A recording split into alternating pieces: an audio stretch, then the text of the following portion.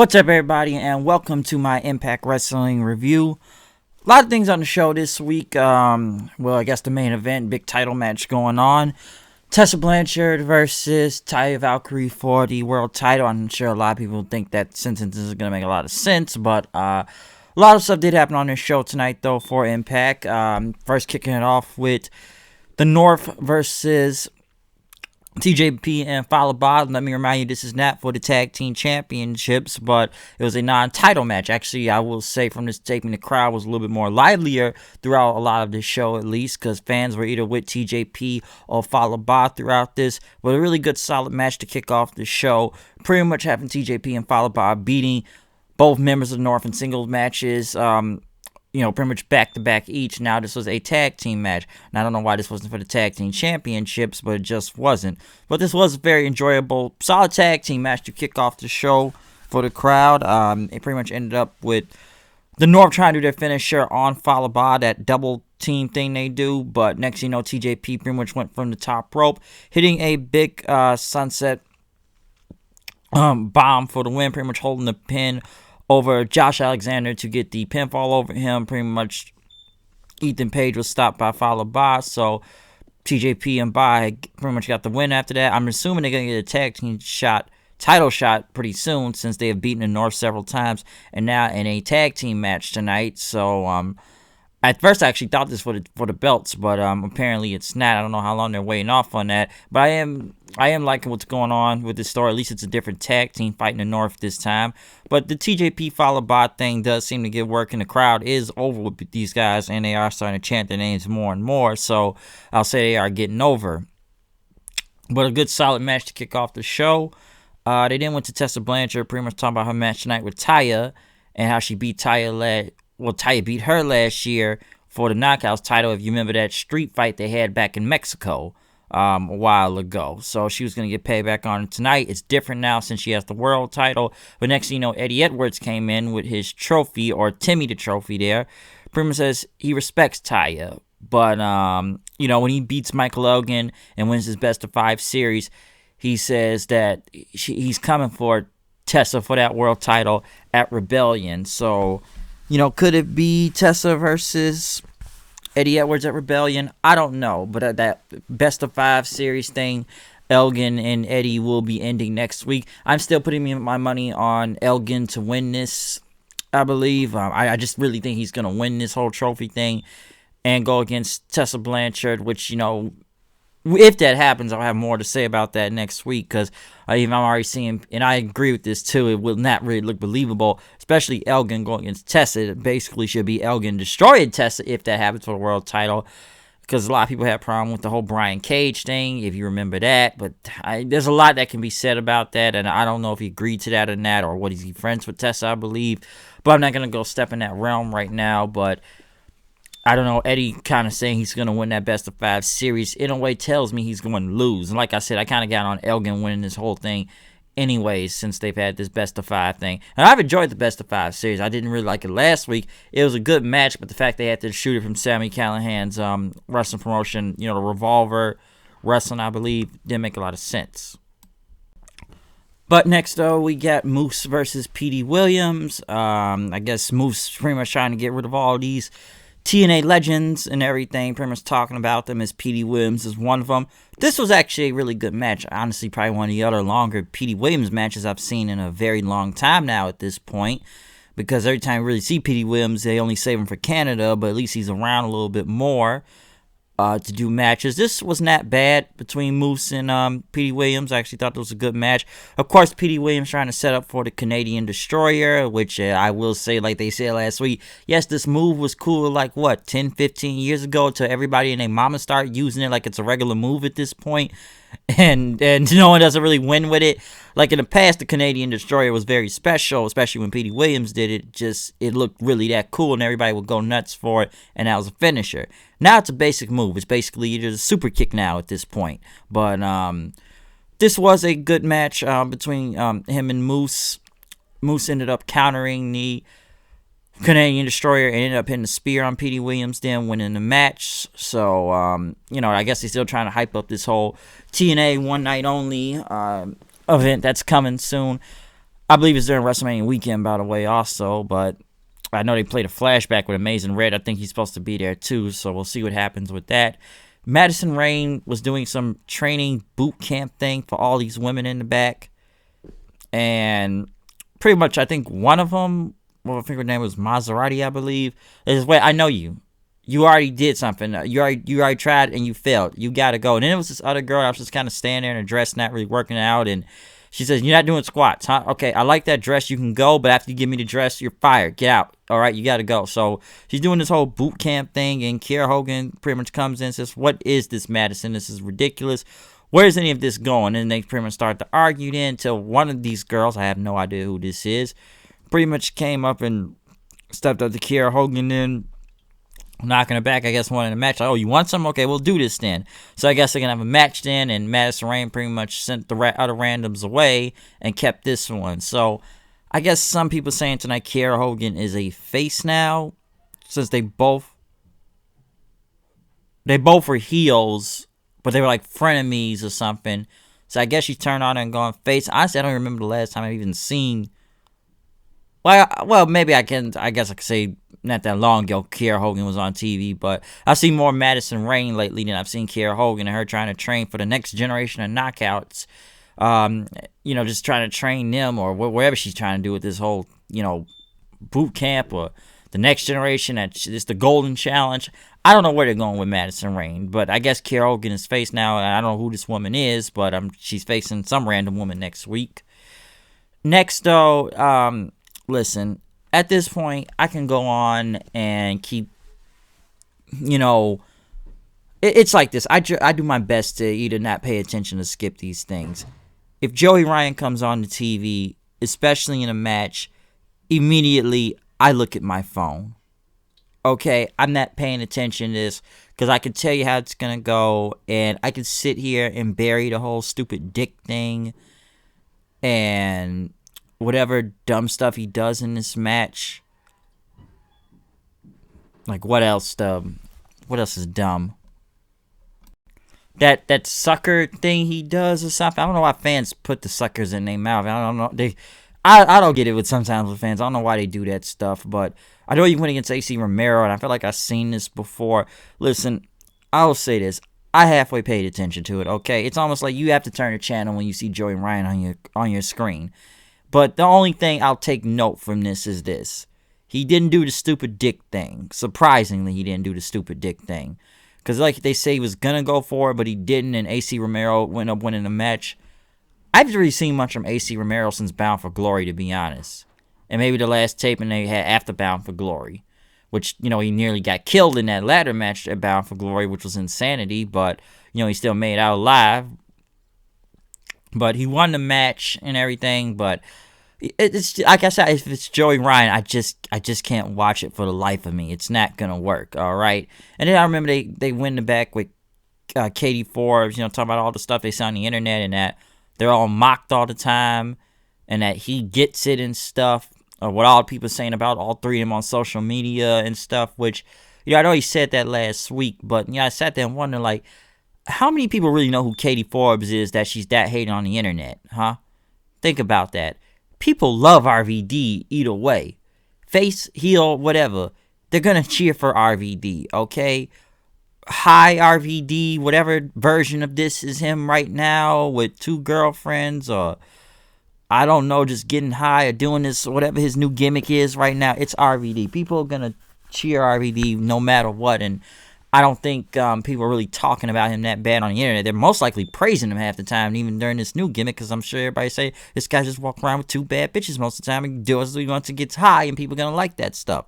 The only person you could say really is getting hated on the internet is Joey Ryan, which is justifiably, well, honestly, it is justifiable that people will hate this guy on the internet because of the stupid dick thing, okay? So he's mostly the only one that's really hated on people, or anyone on the internet, honestly, and that's a majority. If it is, it's not, maybe other wrestlers or, I don't know, legends or just fans in general. How many people like this guy like that? Think about it. So he's the only one that's really hated than the other 2 in this segment. So, or just whatever they're doing with this. So I don't know what they're trying to prove with this Joey Ryan or this K Forbes RVD thing, we'll see, but he didn't do the dick thing, no. I will say that. But, it's still stupid at the end of the day, but he didn't do it. Disco Inferno and Johnny Swinger pretty much went to the MAC, talking about the team name, that you better find a partner we're going to face. So what are y'all calling yourselves? The Swinging Disco Balls? It's not a bad team name, by the way. And I guess they were going to run with that. Let's go see the merch seller, because we sold out for the newest tag team in the territory, Johnny Swinger says. The newest tag team in the territory. Next, though, we got a no disqualification match. Havoc versus Su Yung.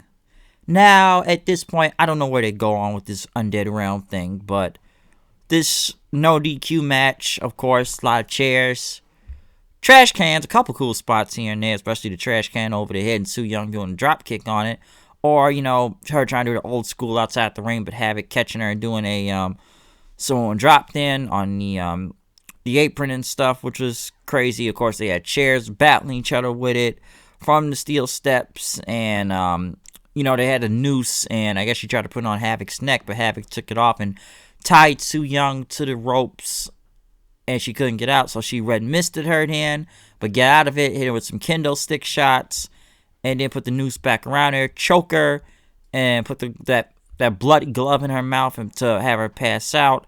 And then she put her, I'll say this, one thing that was different was that the undead bridesmaids were back, and they brought out the coffin to put her in, and she put Havoc in there, but Havoc was able to fight her way out. I guess she didn't want to go to the Undead Realm. Hopefully this Undead Realm ends very soon, because I have no idea what direction they're going with at this point. But, Havoc fought off the bridesmaids and got away, because they pretty much went to Jimmy Jacobs interviewing Rosemary, saying, aren't you happy that these two are just killing each other and stuff, that they're all going nuts about it? And, Rosemary said she should be happy, but she wants to bring the bunny back. Obviously, the bunny ain't really ever coming back, because we all know where the bunny is right now, and that's AEW, which is, she's still a bunny over there, and that, Allie Bunny, but they're calling her the bunny instead of Allie and whatnot. She's heel over there, that she should be happy, but something's wrong, and I guess she's going to go figure it out. Listen, can we just get past the Allie part already? Or maybe the storyline in general. This has gone on. I just think this has gone on long enough, because we're going back to the bunny again. Like, dude, Allie's gone. We already know what company she's in. We've known that damn near over 6-something months ago. Or maybe even close to 7-8 months ago, now that I think about it. But we've already seen the bunny get disintegrated. It's not like she's showing back on Impact or anything. Allie, Dark Allie, the bunny, whatever her gimmick. Well, we already know what gimmick she's in right now, because she's with the Butcher, the Baker, and the Candlestick Maker on AEW. So, where does... I don't know where this Undead Realm, but now that they mention the bunny again, I'm like, dude, she's in a different company. Let it go. Let it go, okay? Just let it go. It's not happening. The bunny's not coming back. I don't think she is at all. Come on. We already know what company she's in. It's funny there about this show, too. I saw tonight, people saying Matt Hardy was watching the show also, and I think he liked what's going on. I don't think Matt Hardy's coming back in general. And honestly, there's like a, 80 to 90% chance he's not coming back here, okay? Hey, like I said yesterday in my Raw review, I love to see the broken gimmick back in Impact, but I know it's not happening. And then again, he doesn't have Jeff with him, even though he can do it on his own. It's not happening. Listen, and I know people want him to go back. I get it. Jeff Jarrett and them are not there anymore. It's Jeff Jarrett's fault anyways to what happened and why they couldn't even keep the Hardys those years ago. I know Matt Hardy's cool at Anthem and whatever, the president, they're all cool now and stuff, but Jeff Jarrett and, he was the main reason what happened to the Hardys and why they went back to WWE and fucked up the whole broken thing in general. When everything was going good over there, until you can blame Jarrett for that. I know people want to blame TNA and stuff, but... And I know Anthem and Impact. Anthem was new to this stuff and everything, that Ed Norholm guy. But that's all Jeff Jarrett. That was all on him, what happened to why that whole broken universe got messed up in the Expedition and Gold. I blame him for why the Hardys left. Okay? I really do. But, yeah, I don't think he's coming in general. But they say he was tweeting about the show tonight. Swinger and Disco Inferno went against the Deaners. Haven't really seen them on TV in a while. Not really bad of that match. I will say Disco and Swinger are funny. or Glenn Gilberti, especially they took like quarters or whatnot, or a foreign object, and pretty much hit Cody Deaner in the head with it. They were about to do it again later on in the match on Deaner, but he accidentally, I think Swinger got hit by Disco. Then was it cousin Jake there? I believe Jake Deaner took him down as Cody pretty much hit him with his DDT for the win, the giver, and won the match. So the Deaners, which I forget that was even on this show in so long. I haven't seen them in a while. They had a lot of promo videos too, but we haven't seen them pretty much right after we got that ICU message again. I'm still assuming people think this is Sami Callihan and his hacker gimmick. Could be for all I know. I'm not even sure at this point, but they had the ICU hacking message and everything. And one interesting thing was a Tenille Dashwood video package, which I think they're trying to reintroduce to. I forgot what it said at the end that I don't know, was be true to yourself. I don't know what that was, but they showed shots of her walking around in Vegas, hot and everything. I guess they're trying to reintroduce Tenille Dashwood. I didn't even know if Tenille Dashwood was still with the company in that, because let me say this, when they brought her in after she left Ring of Honor, I'm like, okay, it was cool she went over there, but immediately they put her in the title picture. Fans didn't really believe in her, and I was at Bound for Glory too. There was more Taya fans cheering than it was Tenille. So I'm assuming they're trying to make up something new for her, because it's almost like when she came in there, she was basically evil Emma still, if you want to go that far. I think she did that in Ring of Honor too, so hopefully we get to know a little bit more about Tenille Dashwood. It's like they tried, but nothing really came from it, and I didn't know if she was still... Honestly, the last time I saw her was on Bound for Glory, unless that was an episode of Impact I missed. I don't know if she was there, but... It's like they brought her in and there was like literally no heat for this girl, or really just nothing going on for her. It's like they just put her in the title picture and nothing happened from that. So hopefully they got a better idea for her. Again, they do this gut check thing, and like I said, it looks like that Global Forge thing. And I know some people say it looks like Tough Enough, and they want these guys to step up of who's hurting who or who's sloppy. And then it's this Tony Gunn or something. He was like talking all this stuff, and he spit in the ring, and it was like, on sacred ground in this dojo. And Johnny Bravo talked about his career and everything, how he's been in the business for 16 years, and told the guys to look up and say, all right, who took the picture? You want to take a picture and try to get likes? All right, who took the picture? And they kept going to Scott D'Amore saying, like, none of these guys aren't getting signed. We're not signing any of them. Okay, then what's the point of this show now? I don't know if you're just saying that to say that, or do you have anything behind this? Because none of that makes any type of sense. It really doesn't. So like, then what is the point of this gut check thing? Oh, I'm not signing anybody. Then why are you doing this then? I don't know where this is going. Okay, it's like the Global Forge thing. I didn't know who any of those guys were. I know Raw Hit Raju got something out of this, but I don't know. I know they're trying to train these guys to be something, but and this Tony Todd guy say what? He's been in the business for Tony Gunn. Not Todd, not the actor, but this Tony Gunn, I think they were calling him. What has he done if he's been in business for 16 years? Maybe indie shows, I guess. But even they said, like, well, you haven't done that. It means nothing if you haven't got anywhere. You're in the business for 16 years. So I have no idea where they're going with that. Taya cut a promo, pretty much the title match, that Tessa has these people fooled and everything. She's selfish, and she's going to lose the title tonight. Next, again, we see Johnny Bravo. We're going for the series. Johnny Bravo back to, in a way, goof Johnny Bravo with Taya, as she went against Tessa for the world title. Very good match. More Tessa chance, I will say that. So she was a little bit more over here.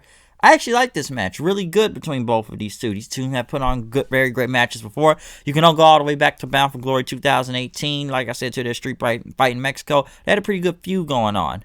And this was a very good match. Of course, Johnny Bravo got involved a couple times, not as much, but Tessa hitting suicide dives, trying to go for the, Hurricane Rana and everything, but Taya dodging several moves, going for the powerbomb, even they double stomped in. A lot of counters. Bravo got involved again. Taya had tried to hit some kicks on her, but it did not work. And pretty much picked her up for that was a Northern Lights, but picked her up, but she got Hurricane Rana into the turnbuckle then. Tessa pretty much counter, hit her with the buzzsaw, almost sounded like a botched buzzsaw for a second, but still retain the title then after that. So a very good match between both of these two. Not bad. I don't think Taya was ever going to win. I know they were trying to hype it up like it was a historic match and everything. Two women fight for a world title. I'm sure a lot of people are not going to be the biggest fan of that, but Very good match, though, between these two. I've seen them face before, so I enjoyed it. I will say that. Not bad at all. Overall, it's not a bad show. I would say it was solid. I don't know if it's much going on, but solid. I did like the main event. I thought the tag team match in the beginning wasn't that bad. It wasn't a lot of bad stuff. I still don't get this whole this Undead Realm thing is going. That's something that's just, I don't know sometimes with the Undead Realm. I just don't know where it's going. I'm not saying it was the worst no DQ, but now it's like we're trying to bring the bunny back when the bunny's gone, and we already know the bunny's in a different company. I don't know. The gut chat thing doesn't make sense. Disco and Swinger I actually like. The disco. No, it's this. The swinging disco balls. I didn't mind that. That was actually not that bad. Okay, so I did not mind any of that. I will skip Joey Ryan. At least 2 good matches on the show tonight, but not that bad. I will say that. It was a solid episode. Okay, I know it's still ways to get to a rebellion and everything, but it hasn't really been bad as it is so far right now. But I already saw a lot of people already cryptic tweeting or something. Not cryptic tweeting, but people already thinking Matt Hardy's coming back since he was tweeting talking about the show since he was. I think Matt's just watching any company right now to see where he's going, but I think we all know where he's going. No, but other than that, that's my review of Impact. Like I said, solid show. I enjoyed it. But other than that, I'm out of here. I'll see you guys later. Comment, subscribe. Tell me what you think about Impact tonight. I will see you then. Like I said, follow me on Twitter at HoodNight890. We'll see you tomorrow for the AEW and NXT review, of course, post-Revolution. I'm out of here. See you guys later. Peace.